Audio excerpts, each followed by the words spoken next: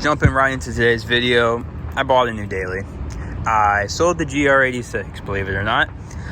Sorry if you guys are here for the GR86 content, but the GR86 was just too small. Went on a long road trip and packed the car full of stuff, and my poor girlfriend had to basically sit the entire ride with her feet on the seat, and I just did not like that. So I was like, I can't do that again. And plus, in the end, I needed something that could tow.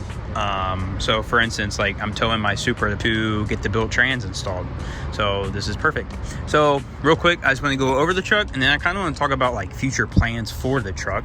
So this is a 2021 GMC Sierra AT4 with the Duramax.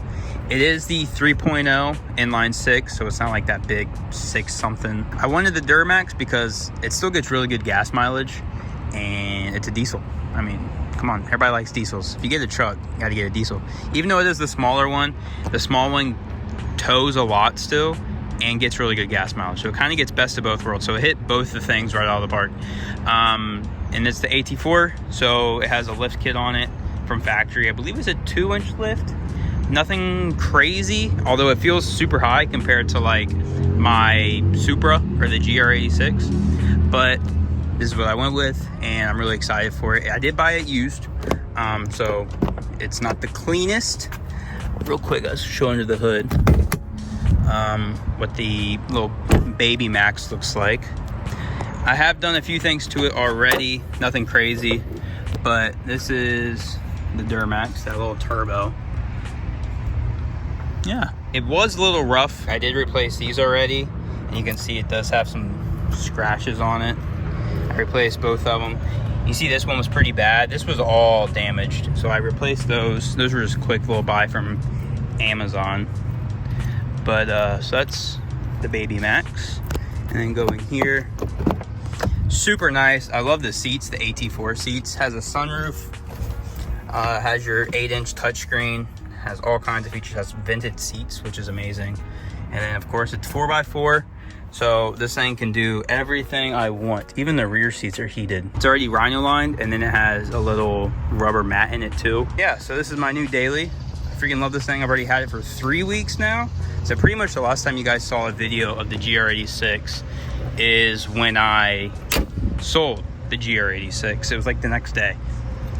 Anyways, so I kind of want to go over like future plans for this thing, and what you guys can expect on the channel when it comes to the truck. So first things first, I do want to get a bigger lift, but I want to get a bigger lift because I want to do more of an off-road looking build. Am I going to take it off-road? Probably not. I just want it to look cool. So like a BDS suspension kit, probably like a 4 or 6 inch from factory. It is 2-inch lift, and it does have already the leveling kit in it. When it comes to wheels, I want to run, I think it's the RR7H's and like a 17. So real small wheel, but then a fat tire. So it really gives you that off-road look. And then I want to get some fender or whatever these are called. I want to get some mud flap deletes. I hate the way those look. I feel like with just those on, it makes the truck look lower. So if I delete those, it already look higher. So some on the list. I want to do a paint correction and PPF. Scratches show up very well. I don't know if you're able to see them on camera. I can't even see them myself really. You can kind of see it there. Moving on to some other things. I actually already have gotten the windows tinted. They were tinted back here from factory, but these weren't tinted, so it's kind of weird. So I matched to the rear, and then I got 50% on the windshield, which is actually really nice. It's not too hard to see out at nighttime, which I was worried about, but it's not too bad. And then we'll talk about some other stuff, but I did do a shorty antenna because it had that stupid long antenna, made you look like an RC car. So I did do that. Next, I want to run a Cat-back exhaust. I don't know, because we'll get to the rest of that part later, but the exhaust on this thing, like with the PPE exhaust, it sounds the same as the factory exhaust, but it's a 4-inch all the way through. So I'm not sure, but they make an exhaust to where you utilize the two exits, but then they make another exhaust where it looks like a typical diesel, where it just comes out at the side. But then you have these two HDMI looking ports to where they're useless. So it looks kind of weird. So it's like if you run like a diesel exhaust, you almost have to run a different rear bumper. I don't know. Something else I want to run is the VSE, pretty much anything VSE. The VSE fuel saver, and then the VSE catch can. The catch can is super important on this truck. So I've realized very quickly, even just 1,000 miles, people have like so much oil blow by, and it's needed. So I'm probably going to place that order as soon as possible. And I guess this truck from factory uses the same fuel filter as like the Chevy Cruise diesel. So VSE made a kit where it's 2 filters now, and one is like just for water, and then one is filtration. Obviously I'm going to do a little bit of performance. I want to get the still-in ram air, so kind of like the Velossa duct. It replaces the shroud in here, but then it scoops down to grab more air. So I'll pop the hood real quick, because we're actually going to talk about under the hood a little bit. So back under the hood.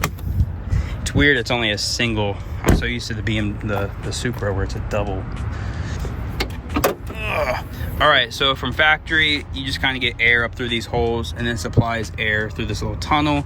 It goes down and then into the intake. Well, the still-in one, it goes down and it's like all solid, so it just forces air up in here, and then it just gets pulled in there.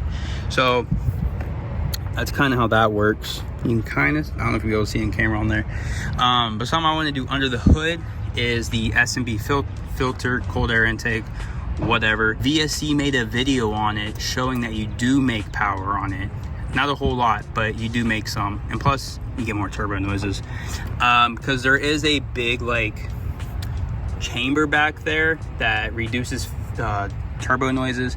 And then I did want to run like AFE charge pipes, but then I figured why not just run the PPE heat exchanger instead, because that's ultimately what this truck needs, is cooler IETs. Everything needs cooler IETs. So instead of just buying those, why not just buy the heat exchanger where it comes with the charge pipes? And they do have a silencer back in the back for that back one that comes off the turbo. But if I get a PPE heat exchanger, it comes with all that stuff. When it comes to the turbo, let's just say I want to hit a big bump, and then it'll sound pretty good, sound like a diesel. Get that real diesel sounding exhaust and turbo noises and whatnot. When it comes to inside, I do want to run the Banks gauge, the little gauge that goes right here. Part of me for right now kind of wants to, I know it sounds lame, but paint the wheels black and get some spacers just to stick those out a little bit more, give it more of an aggressive truck style look. If I did one, I don't want that where the wheels are way out here. If I did it, I'd probably just want it to get matched up to there, so maybe like an inch. Nothing crazy, but just enough where it's a little more aggressive. So that's where I'm gonna end this video. I'm gonna go straight into filming my second video, so if you guys watch this video in the next video, it's gonna be in the same place. But see you in the next one.